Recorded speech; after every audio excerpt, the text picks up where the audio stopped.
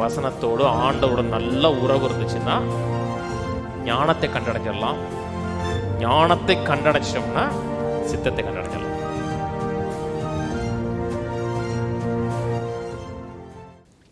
என் மகனே, உன் செவியை ஞானத்துக்கு சாய்த்து உன் இருதயத்தை புத்திக்கு அமைய பண்ணும் பொருட்டு என் வார்த்தைகளை ஏற்றுக்கொண்டு என் கட்டளையை உன்னிடத்தில் பத்திரப்படுத்தி ஞானத்தை வா என்று கூப்பிட்டு புத்தியை சத்தமிட்டு அழைத்து அதை வெள்ளியைப் போல் நாடி புதையலை தேடுகிறது போல தேடுவாய்கள்.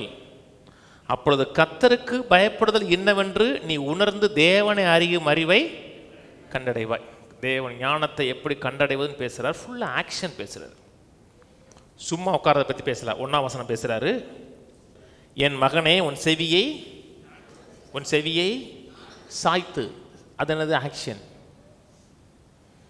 தீவிரம் காமிக்கிறது. அப்புறம் உன் இருதயத்தை புத்திக்கு அமைய பண்ணும் பொருட்டு. அமைய பண்ணணும்னா அப்ளை பண்ணும் பொருட்டுன்னு இருக்கு ஆங்கிலத்தில். கேட்குறோம், அப்புறம் எதை கேட்குறோமோ அதை அப்ளை பண்ணுறோம். சில கேட்பாங்க, அப்ளை பண்ண மாட்டாங்க.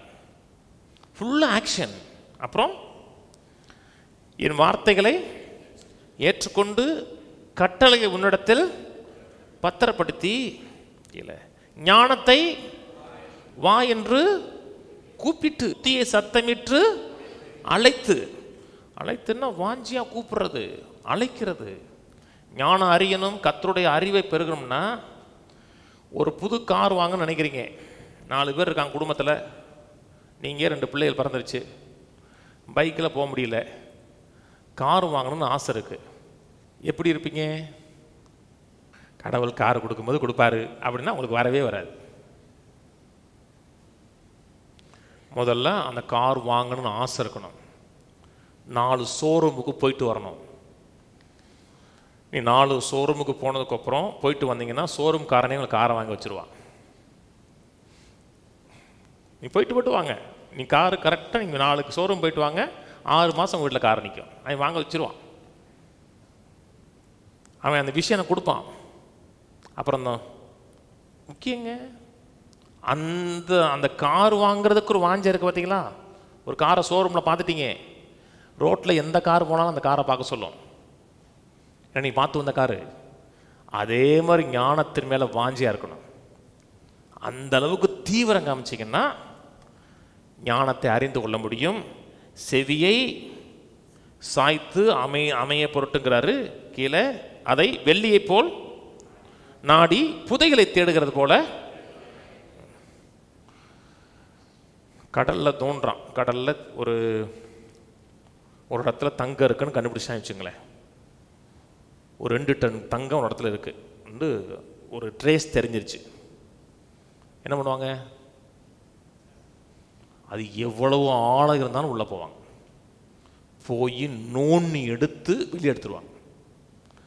அப்படி புதையலை தேடுகிறது போல, தங்கத்தை தேடுகிறது போல வசனத்தை தேடுகிறீங்க அப்படின்னா கர்த்தருடைய ஞானம் கிடைக்கும். நான் பாட்டுக்கு இருப்பேன், கர்த்தர் சொல்லணும்னா சொல்ல மாட்டாரா? ஒவ்வொரு காரியத்துக்கும் தேடணும். ஒரு பிஸ்னஸ் பண்ண போகிறீங்க, இன்வெஸ்ட் பண்ண போகிறீங்கன்னா கர்த்தர்கிட்ட கேட்கணும். ஒவ்வொரு காரியம் தேடிட்டு வாங்க, கர்த்தர் சரியான ஆலோசனையை, நேர்த்தியான ஆலோசனை கொடுப்பார். நம்ம நாட்டில் தான் புதையல் எடுத்தால் நம்ம கிடையாது, கவர்மெண்ட் எடுத்துக்குவாங்க. சில நாட்டில் புதையல் எடுத்தோம்னா புதையல் எடுத்தவனுக்கு தான். ஒரு லேண்டு வாங்குறீங்க, நீங்கள் வெளியே சைனாவில் இருக்கீங்க வச்சுங்களேன். சைனாவில் லேண்டு அவங்களுக்கு சொந்தம். ஒரு லேண்டு வாங்குறீங்க, அந்த லேண்டு கீழே 1 கோடி மதிப்புள்ள ஒரு புதையல் இருக்குது, பழங்கால புதையல் இருக்குது, 100 அடிக்கு கீழே இருக்குது. என்ன பண்ணுவீங்க? தோன்றது மட்டும் இல்லை, அந்த இடத்த செட்டு போட்டு உக்காந்துருவோம். 88 அடி தூங்கிட்டு வீட்டுக்கு போயிட்டீங்கன்னா 12 அடிகளை தோண்டி எடுத்து போயிடுவேன் அவனாச்சும். அதையே கண்ணும் கருத்துமாக பார்ப்போம். அதை தோண்டுவோம், அதை கண்ணில் பார்க்குற வரை ஓய மாட்டோம். அப்படி வசனத்தோடு ஆண்டவோட நல்ல உறவு இருந்துச்சுன்னா ஞானத்தை கண்டடைஞ்சிடலாம். ஞானத்தை கண்டடைச்சோம்னா சித்தத்தை கண்டடைஞ்சிடலாம். எல்லாம் இந்த புத்தகத்திற்கு உறவு, ஆவியானுடைய உறவு, ஒவ்வொரு காரியத்தையும் கேட்டு பாருங்க, ஒன்று கூட மிஸ் ஆகாது. அத்தனையும் நிறைவாக வாழ முடியும், சக்ஸஸாக வாழ முடியும். கர்த்தருடைய சித்தத்தை அறிந்து போகிற வழியில் 1000 தடைகள் இருந்தாலும் தடைகளை அவர் முறிப்பார். ஏன்னா நீங்கள் உங்கள் வேலையாக போல அவர் வேலையாக போகிறீங்க. கூட இருப்பார், பாதுகாப்பார், பராமரிப்பார். எதிராக வருகிற அத்தனையும் அவர் சிதறடிப்பார். ஏன்னா அவருடைய விஷன், அவருடைய நோக்கம். உனக்கு எதிராக வருகிறவன் ஒரு வழியாக வருகிறவன் ஒரு 7 வழியாக போவான்னா நீங்கள் அவருடைய நோக்கத்தை நிறைவேற்றுவதற்காக போகிறீங்க. அப்படிப்பட்ட ஆளை பற்றி தான் சொல்லுது, உனக்கு விரதமாக உருவாக்கப்படும் எந்த ஆயுதம் வாய்க்காது. ஏன் உங்களுக்கு விரதமாக வாய்க்கலை? அவருடைய டோட்டல் வில்லுக்கு விரதமாக, சித்தத்துக்கு விரதமாக வருதுன்னா அதை நிர்மூலமாக்குவார். என்னுடைய வேலை என்னென்னா அவர் சித்தத்தை அறிந்து அதை தீவிரமாக நிறைவேற்றணுங்கிற வாஞ்சையாக இருந்து தொடர்ந்து பற்றி கொண்டே போனோம்னா ஸ்டெப் பை ஸ்டெப்பாக சொல்லி தருவார்.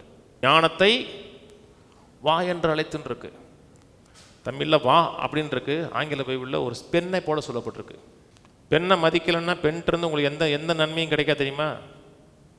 ஆம்பளை பசங்க அப்படி கிடையாது.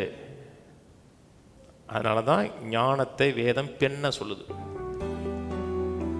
இதை மதிங்க, அது உங்களை மேன்மையாக வைக்கும்.